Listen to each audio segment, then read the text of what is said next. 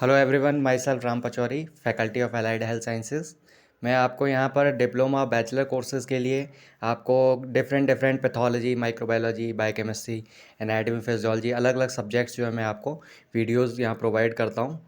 तो आप लोग जो है यहाँ पर इस चैनल पर ज्वाइन कर सकते हैं और ज़्यादा से ज़्यादा वीडियोज़ जो है आप प्राप्त कर सकते हैं। इसके अलावा आप देखिए कि मेरे को जो है अलग अलग प्लेटफॉर्म पर आप ज्वाइन कर सकते हैं। जैसे टेलीग्राम पर पचौरी MLT ऑफिशियल के नाम से आपको 1000 से मोर स्टूडेंट्स का ग्रुप मिल जाएगा। इसके अलावा आपको इंस्टाग्राम आईडी जो आपको दी है उस पर आप इंस्टाग्राम पे ज्वाइन कर सकते हैं।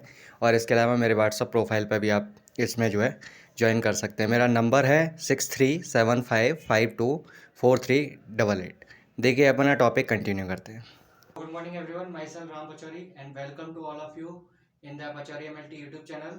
आज हमारे को जो है प्रैक्टिकल बायोकेमिस्ट्री से रिलेटेड एक टॉपिक देखना है, वो है आपका कार्बोहाइड्रेट डिटेक्शन। ठीक है, बेसिकली हम लोग देखते हैं कि कार्बोहाइड्रेट हमारी डाइट का एक प्राइम सोर्स है। ठीक है, तो हमारे को किसी अननोन सॉल्यूशन के अंदर कार्बोहाइड्रेट कैसे डिटेक्ट करना होता है, उनके मेथड्स और उनके टेस्ट के बारे में आज हम देखेंगे। ठीक है, तो आज का टॉपिक हमारा किससे रहेगा? Practical biochemistry. ठीक है,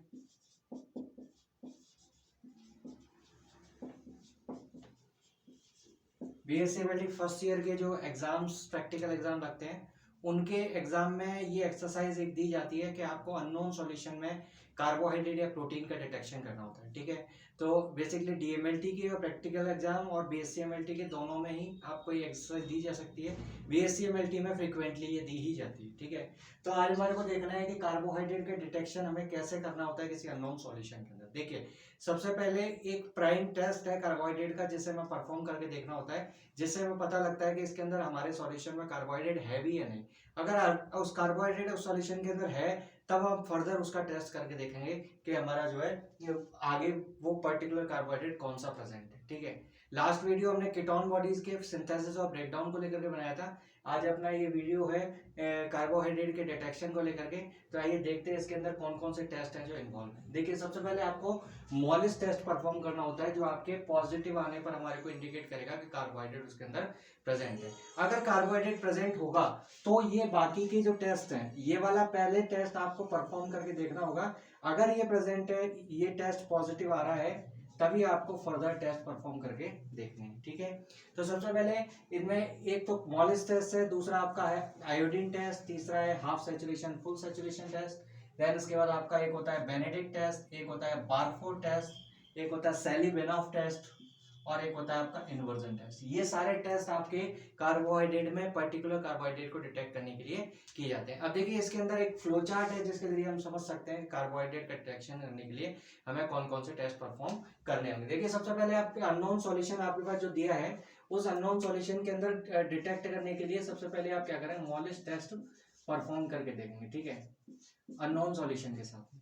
तो अगर अननोन सॉल्यूशन के साथ में जब आप इस टेस्ट को परफॉर्म करेंगे, तो अगर आपके रेडिश वायलेट कलर का रिंग आपको मिल रहा है दोनों मिक्सचर के जंक्शन पर, आपका जो सॉल्यूशन है और जो आपका रिएजेंट है मॉलिस टेस्ट का, उसके मिक्सचर पर अगर आपको जो है रेडिश वायलेट कलर मिल रहा है, इसका मतलब आपका टेस्ट पॉजिटिव है। और अगर आपका कोई रिंग फॉर्मेशन नहीं हो रहा है, इसका मतलब आपका रिजल्ट क्या है? नेगेटिव है। तो अगर ये नेगेटिव है, इसका मतलब कार्बोहाइड्रेट तो है ही नहीं, तो आपको फर्दर कोई टेस्ट परफॉर्म करके नहीं देखना।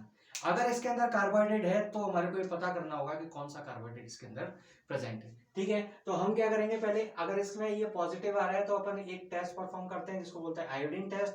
आयोडीन टेस्ट अगर परफॉर्म करने पर पॉजिटिव मिलता है, तो इसके अंदर हमारे को ये कंफर्म हो जाता है कि हमारा कार्बोहाइड्रेट में या तो स्टार्च है या डेक्स्ट्रीन है। But we are not sure कि स्टार्च है कि डेक्स्ट्रीन है। तो हमारे को इन दोनों को डिफरेंशिएट करने के लिए हमें देखना होता है कि अगर आपको पॉजिटिव में इंक ब्लू कलर मिल रहा है, तो इसका मतलब आपका स्टार्च प्रेजेंट है। और अगर आपको जो है पर्पल कलर मिल रहा है, तो इसका मतलब क्या है? उसमें डेक्स्ट्रीन है। ठीक है, तो इन दोनों को डिफरेंशिएट करने का तरीका क्या है कि अगर आयोडीन टेस्ट जो है वो हमारे को इंक ब्लू कलर देता है, तो इसका मतलब तो वो स्टार्च है। और अगर आपको जो है पर्पल कलर दे रहा है, तो इसका मतलब क्या है? इसके अंदर डेक्स्ट्रीन है। इसके अंदर एक जो है अपन कंफर्मेटरी टेस्ट भी करते हैं, जिसको हाफ सैचुरेशन और फुल सैचुरेशन टेस्ट कहते हैं, जिसमें हाफ सैचुरेशन टेस्ट और फुल सैचुरेशन में स्टार्च और डेक्स्ट्रीन दोनों ही पॉजिटिव रिजल्ट देते हैं। ठीक है, जबकि आपका हाफ सैचुरेशन के अंदर स्टार्च तो पॉजिटिव रिजल्ट देगा, वहीं आपका डेक्स्ट्रीन जो है वो नेगेटिव रिजल्ट देगा। तो हमारे को यह देखना है कि अगर ये रिजल्ट नेगेटिव आता है,